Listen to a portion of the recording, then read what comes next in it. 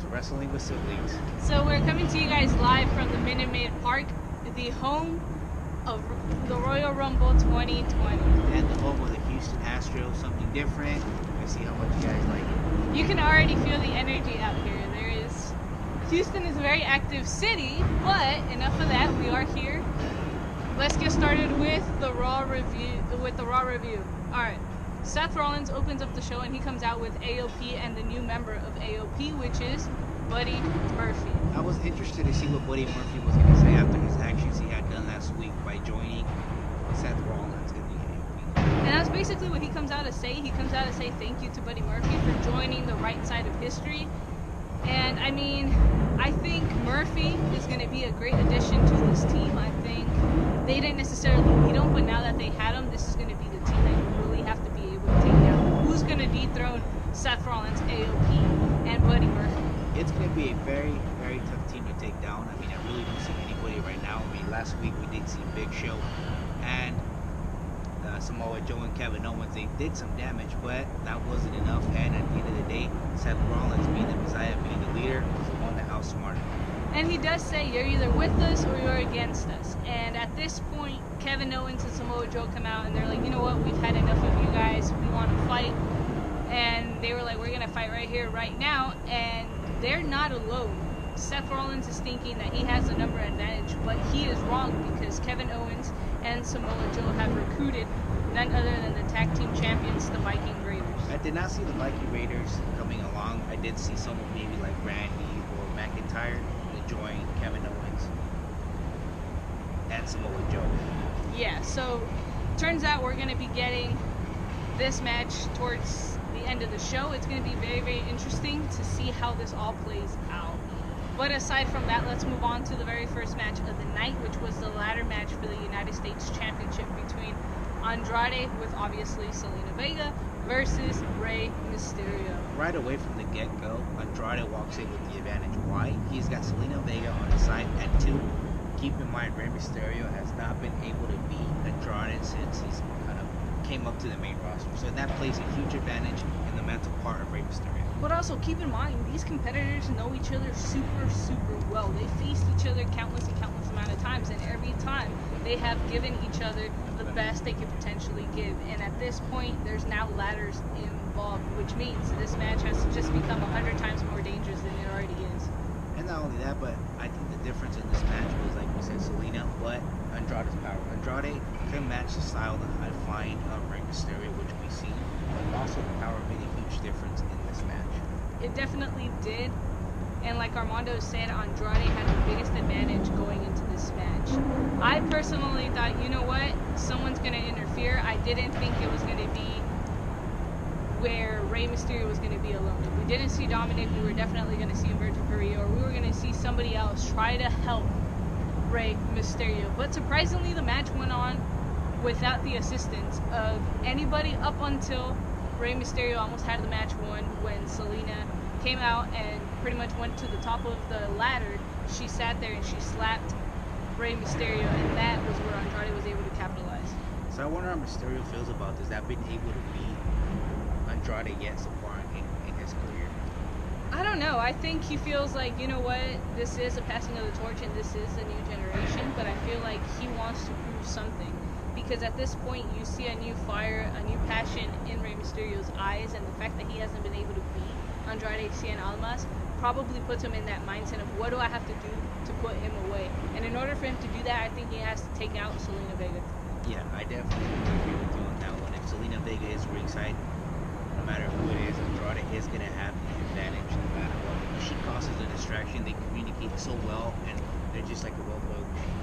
Yes, they definitely are. So the match ends. Andrade was able to retain the United States Championship, and he orders Zelina to lift up the mat so that they can pretty much DDT Rey Mysterio on it, just like they did with Humberto Carrillo. And Zelina, smart, noticed that Humberto Carrillo was there, and she's like, who is that? And she immediately taps Andrade on the back, and Andrade was able to get away from Humberto Carrillo. So now it's interesting because Humberto is now a part of this mix yet again.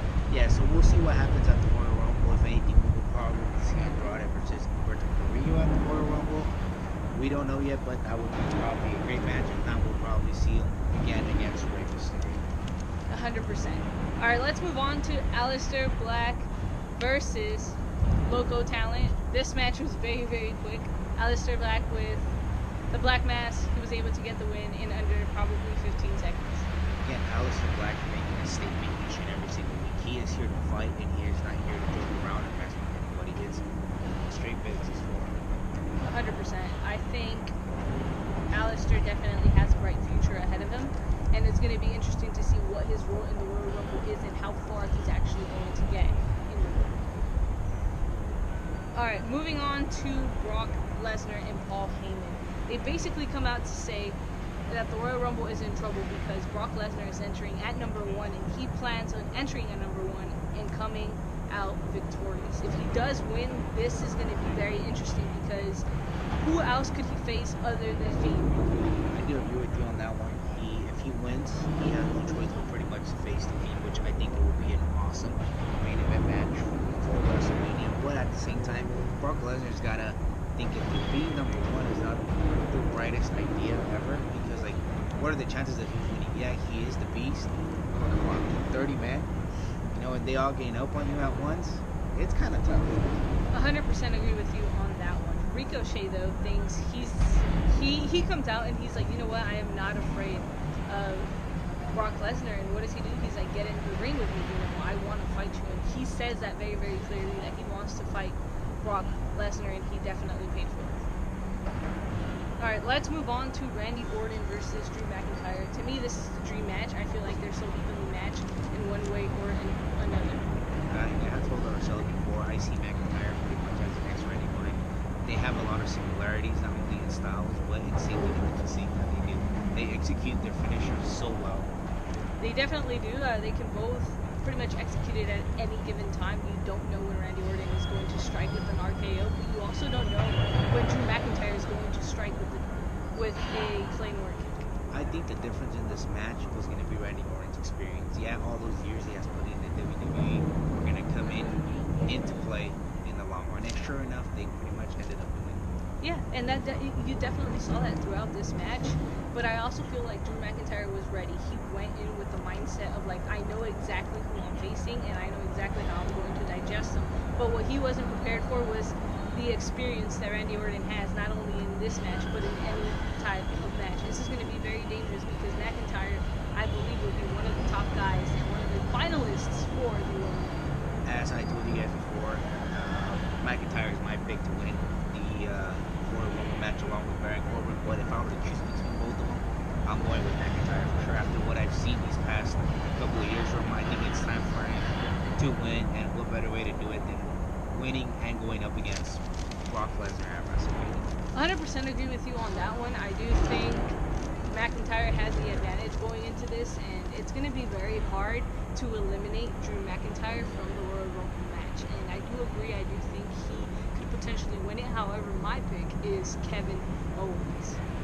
But I do see McIntyre, and I personally would put him up against Brock Lesnar if it was up to me.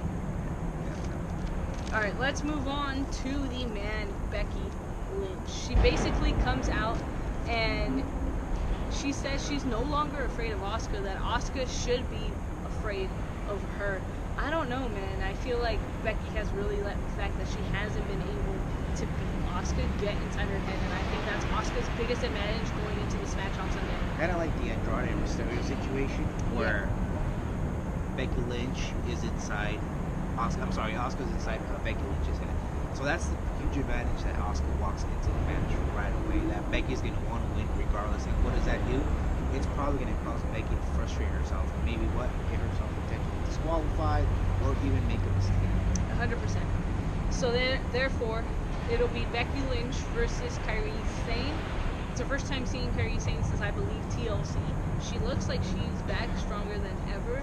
However, Becky Lynch was definitely determined to prove a point to Asuka. And Asuka was obviously there at ringside to distract or to attempt to get inside the head of Becky Lynch yet again. And sure enough, she did, right? Because she was pretty much sitting on top of the ring apron. And, the turnbuckle was up there and pretty much was kept on looking at Becky Lynch and kept on pretty much, pushing her buttons. Exactly, pushing her buttons is what I was trying to say. But overall, the match was great. I think Becky Lynch definitely is going to go in with the mindset of, you know what, I have to win this. I have something to prove. But not only that, she goes in with champion's advantage. She has to be pinned or submitted in order for her to lose. And Asuka has to go in knowing her advantages. She knows she has already digested everything she has to do against Becky Lynch. All she has to do is go in and get the job done. But knowing Becky, she's not going to want to take the champion's advantage. When she's going to want to win via pinfall or via submission. Definitely. So it's going to be very interesting. Who do you have? Asuka versus Becky Lynch at the Royal Rumble. Who's walking out while winning the championship? I'm going to have to go with Asuka just because the fact that she's playing the mind game with Becky Lynch. Not only that, but you also have Kairi Sane on ringside. I definitely agree with you on that one. I do think Asuka is definitely taking the championship over. Alright, let's move on to Seth Rollins and Buddy Murphy versus the Viking Raiders, and this is for the Raw Tag Team Championships. So I was surprised they actually were going for the Raw Tag Team titles. I was expecting AOP, but at the end of the day, Seth Rollins is the leader of them, and he gets to decide who pretty much gets to go in the match, and he decided that it was going to be him and Buddy Murphy.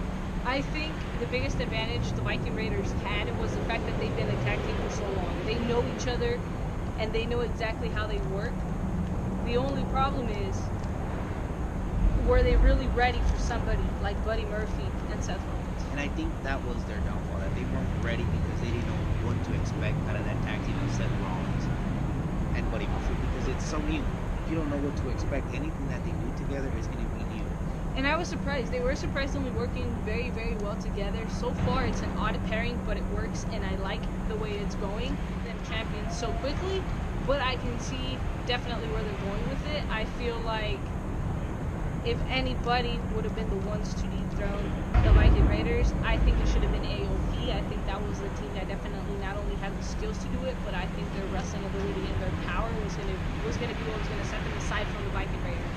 I have to agree with you on all of that. Not only that too, but I really don't see this tag team losing anytime soon, or maybe down the road. If they lose, I only see them losing if AOP betrays Seth Rollins. I can definitely see that, because if I were AOP, I would be like, why didn't I get the opportunity to go up against the Viking Raiders? You guys weren't even a tag team. Basically, you guys just took the opportunity from us. So I can definitely see the AOP turning on Seth Rollins eventually at some point down the road. But don't get me wrong, we do like the tag team of Seth Rollins and Buddy Murphy. I think they're just going to be amazing together. I mean, you got the brains and Seth Rollins, speed, and pretty much with Buddy Murphy, there's so many similarities that they're going to make a solid great tag team once they get into the same page and they start working together. Also, keep in mind, Seth Rollins did say he was going to be entering the Men's Royal Rumble match. If Buddy Murphy, which more than likely Buddy Murphy and AOP are going to be part of the Royal Rumble match, that's already an advantage that they have. Why? Because if these men make it to the very end, Seth Rollins is just going to order them to eliminate themselves. Yeah. So he has an advantage going into the Rumble already. But also keep in mind, it's every man for himself. And I mean, that title opportunity at WrestleMania sounds good, and it sounds accurate that you're willing to betray and go to the extreme to betray your partner. So we'll see what happens at the Royal Rumble with these guys. Alright, moving on to Matt Hardy versus Eric Rowan. They're finally giving Eric Rowan an opponent worthy of him. Matt Hardy, obviously a legend. We know what he can do inside of the ring, and I feel like this is the longest match Eric Rowan has had in the last, 2 months maybe? Yeah, that is correct, and I'm glad he's getting a push. The same thing with Matt Hardy. I think this is a great way to bring Matt Hardy back, but unfortunately he lost to Eric Rowan. He definitely did. I also feel like the only way you could potentially get inside the head of Eric Rowan is going up after that cage. We don't know what's inside of it just yet, and it's going to be interesting to see what really is in it. It keeps hurting Eric Rowan for whatever reason. It keeps biting him, scratching him, and I think that's something that the competitors have to use to their advantage in order to be able to take down Eric. Yeah, but we know once you get near the cage, Eric Rowan transforms and completely avoids you from looking into it. So we'll see what happens. Let us know what you guys think in the comments below. What's inside that cage? 100%. Alright, moving on to the main event. Bobby Lashley and Lana versus Liv Morgan and Drew said. Very interesting because this is going to be Liv Morgan's first match back since coming back to the main roster. I was very excited to see what she really had to bring in store, and let me tell you, I was not disappointed. I am telling you guys, she is going to be the breakout star of 2020. Yeah, not only that, but I was excited to see what this whole match had to offer, and honestly, I thought it was a good match. Bobby Lashley and Rusev, we see them continue to clash with each other. I don't see the end of this feud anytime soon. I can probably potentially see this maybe to the chamber, if anything. I can definitely see that. It's going to be interesting to see what they decide to do with Liv, though. Why is she a part of this storyline? That is my biggest question as of right now. But her wrestling skills are definitely going to speak for themselves, and it's going to be interesting to see where they go with this. Rusev, on the other hand, is a lot more determined, a lot more focused, and you can tell he's definitely trying to bring his career to a whole different level. And you could agree with me on this. This storyline benefits all four superstars all around. Why? Because you're getting the exposure that they need to really prove themselves. And we know that all these four athletes are completely competitive and talented. And I'm assuming they're going to be a part of the respective Royal Rumble matches. They already go into this with an advantage. You know, they know exactly what they're doing. Each of these competitors have been in the Royal Rumble at least once, so it's going to be interesting to see how it all plays out for them. Alright, that is all we have for you guys on this episode of Wrestling with Siblings. Remember to like, comment, share, and subscribe, and become a part of the Siblings today. Is there anything else you'd like to add? No. What does WWS stand for? Wrestling with Siblings. Thank you guys so much, and we'll see you guys at the Minute Maid Park here in Houston.